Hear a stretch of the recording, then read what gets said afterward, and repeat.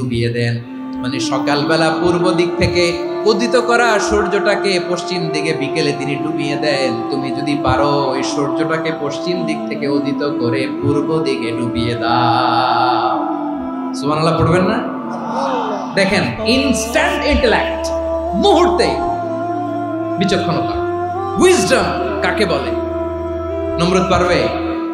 নমরুদের বাপ পারবে? ওর দাদা, ওর 14 গোষ্ঠী, গোটা বিশ্বের সব ক্ষমতাধর রাষ্ট্রনায়করা একসাথে হলে পারবে? ফাবুহিতাল্লাযী কাফার পারে নাই, ব্যর্থ হয়েছে। এবার তেলে বেগুনে জ্বলে উঠেছে, রেগে মেগে আগুন বলে ফালকুহু ফিল জাহিম। ওর সাথে তর্ক নাই, না পেরে এবার এটারে আগুনে ফেলা। বিশাল বিশাল গাছ কেটে লাকড়ি এনে আগুনের কুণ্ডলি বানানো হলো, দাও দাও দাও দাও করে আগুন জ্বলে। আল্লাহর খলিল সাইয়েদনা ইব্রাহিমের হাতের মধ্যে রশি দিয়ে টাইট করে বাঁধা হলো, পায়ের মধ্যেও টাইট করে রশি দিয়ে বাঁধা হলো।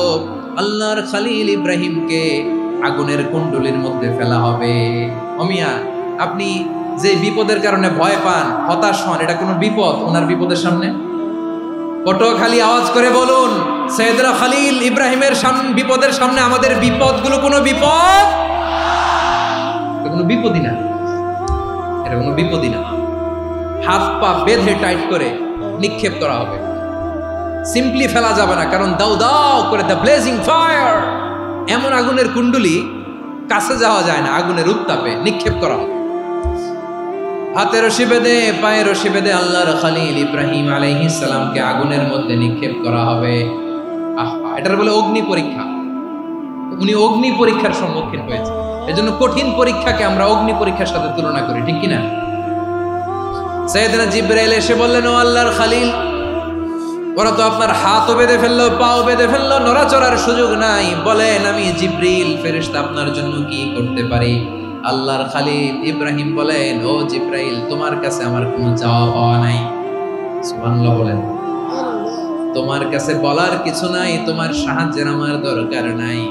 সাইয়েদনা ইব্রাহিম আলাইহিস সালামকে হাতে পায়ে রশি বেঁধে হাত পা বাঁধা অবস্থায় জ্বলন্ত অগ্নিকুণ্ডে যখন নমরুদের দলবল নিক্ষেপ করবে, আল্লাহর খলিল কিভাবে নিজেকে আল্লাহর কাছে সঁপে দিয়েছেন, পটুয়াখালীর ভাইরা খেয়াল করে শুনুন। হাত পা বেঁধে আল্লাহর খলিলকে যখন নিক্ষেপ করা হবে, তিনি মুখ ফুটে বলে ফেললেন, হাসবুনাল্লাহু ওয়া নি'মাল ওয়াকিল। হাসবুনাল্লাহু ওয়া নি'মাল ওয়াকিল, আমার জন্য আল্লাহই যথেষ্ট, আমার জন্য আল্লাহই যথেষ্ট। তিনি আমার সবচেয়ে বড় গার্ডিয়ান, তিনি আমার সবচেয়ে বড় অভিভাবক। জিবরাইলের সাহায্যে অফারকে ফিরিয়ে দিলেন, দুনিয়ার বুকে কারো কাছে কিছু বলেন নাই, মুখ ফুটে বলেছেন হাসবুনাল্লাহ। ও আমার পটুয়াখালীর প্রাণের ভাইয়েরা, খেয়াল রাখবেন, কোন বান্দা তার হাতে থাকা সব চেষ্টাটুকুন করার পরে মুখ ফসকে মুখ দিয়ে যখন বলে ফেলে হাসবুনাল্লাহ, বান্দা যখন হাসবুনাল্লাহ বলে ফেলে, ওই ব্যাপারটা ডিল করার দায়িত্ব স্বয়ং আল্লাহ আরশের উপর থেকে নিয়ে নেয়। আপনি যখন বলে ফেলবেন হাসবুনাল্লাহ, এটা ডিলিং করবে কে তখন? চিল্লায় বলেন না, তিনি কে? বান্দা তার সাধ্যের সবটুকু চেষ্টার পরে নতজানু হয়ে যখন বলবে হাসবুনাল্লাহ, আল্লাহ তুমি আমার জন্য যথেষ্ট, নি'মাল ওয়াকিল, তুমি আমার শ্রেষ্ঠ অভিভাবক, তখন তার কি দরকার না দরকার এটা ডিল করে স্বয়ং আল্লাহ। নিক্ষেপ করা হলো সাইয়েদনা ইব্রাহিমকে অগ্নিকুণ্ডলিতে। হাজার হাজার মানুষের দৃশ্য দেখার জন্য জড়ো হয়েছে এরকম বিশাল ময়দানে।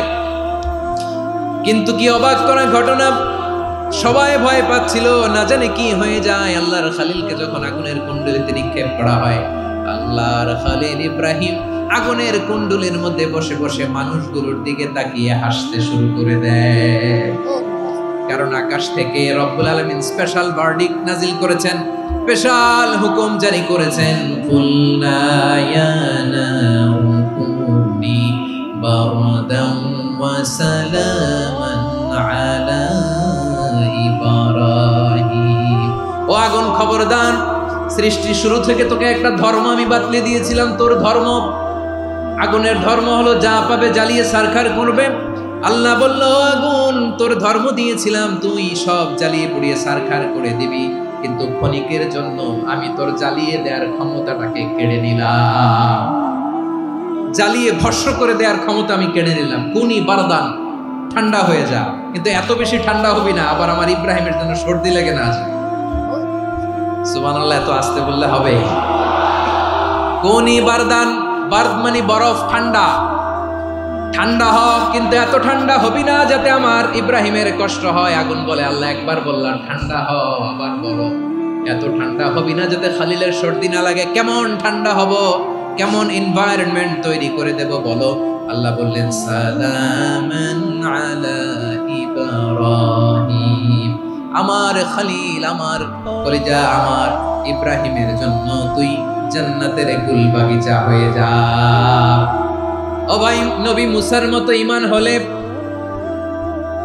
রাস্তা হবে সাগর জলে, নবী ইউসুফের মতো ঈমান হলে একে একে দরজা খোলে।